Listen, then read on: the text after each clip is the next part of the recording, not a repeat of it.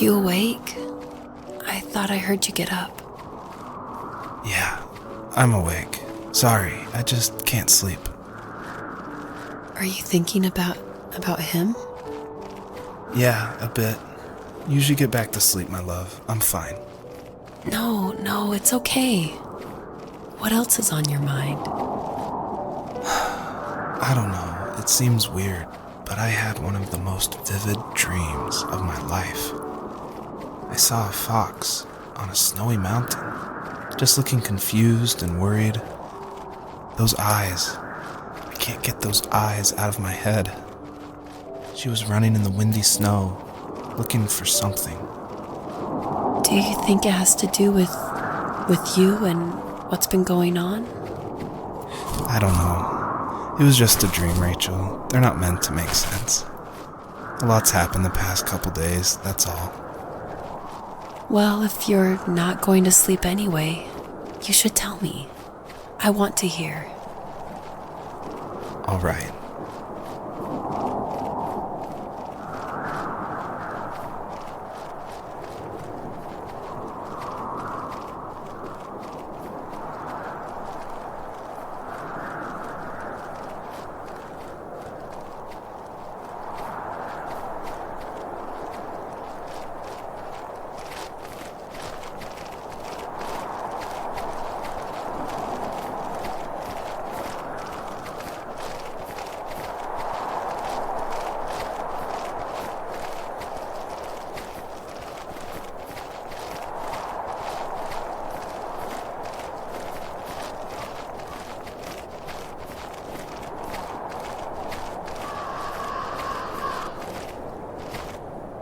So, not far from her home, she followed that path to something unexpected.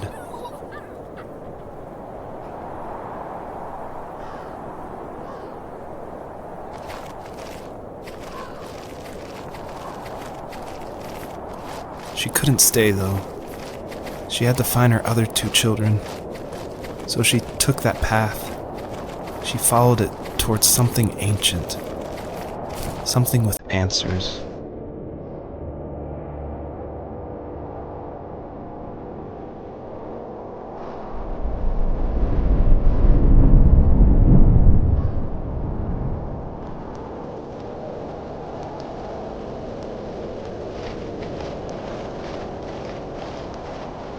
The fox looked high and low, searching for any sign of their cubs. Points of light showed the way to this ancient tree. It was as if each one had a story to tell, all their own. The land was trying to tell my story, too. I felt like I was right behind her the whole time.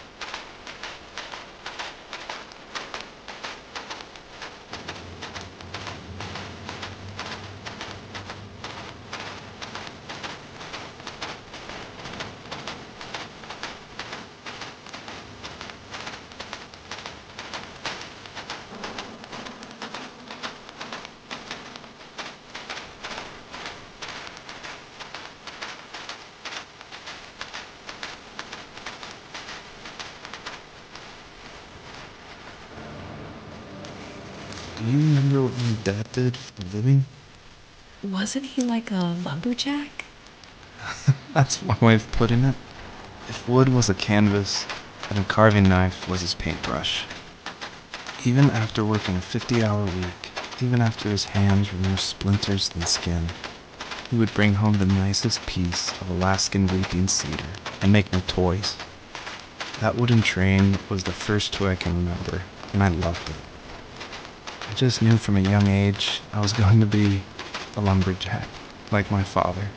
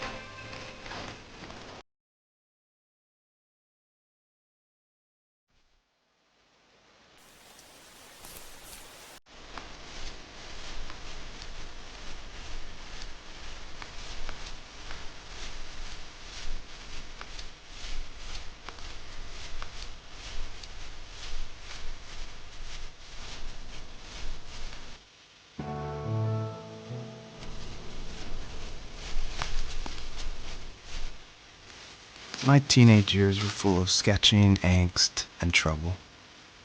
I wasn't popular or unpopular. Maybe just forgettable. I guess that gave me a sense of freedom. So I hung out with crazy kids, doing crazy things, even though I mostly just watched the chaos ensue.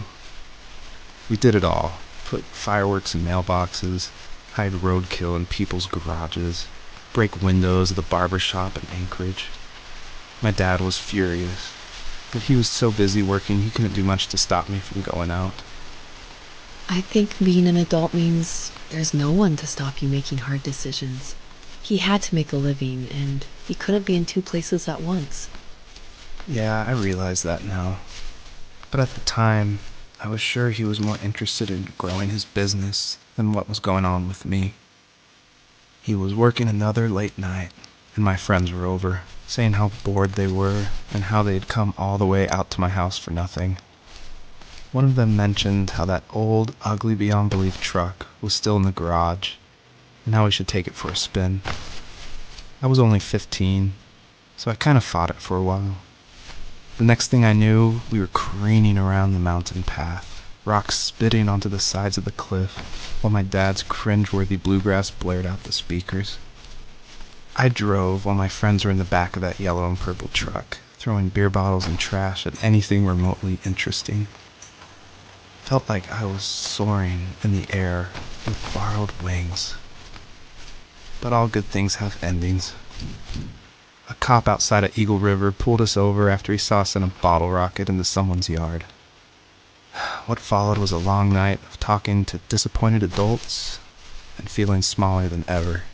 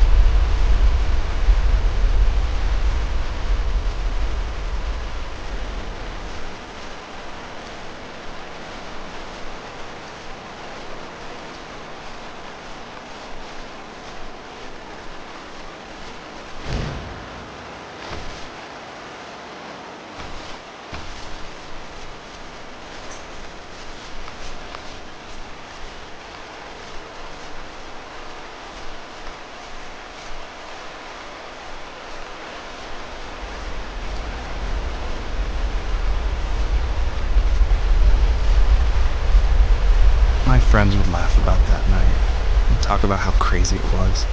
And I laughed along, pretending it didn't bother me. But it did. I imagined my friends growing old in the bush, unable to find that thrill in those godforsaken ice fields.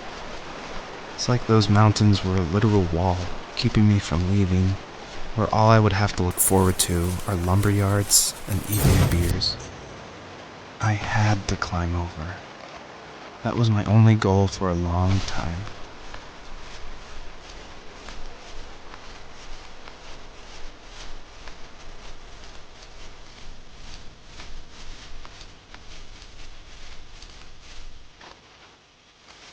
If there was some way I could take my love of drawing and turn it into a way of escape, nothing would make me happier. I wanted to create instead of tearing trees down. I wanted to move to the lower 48, not because I hated it there in Alaska, but I hated the idea of it.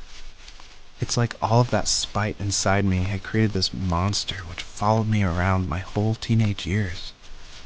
I put so much energy into doing what others didn't expect of me.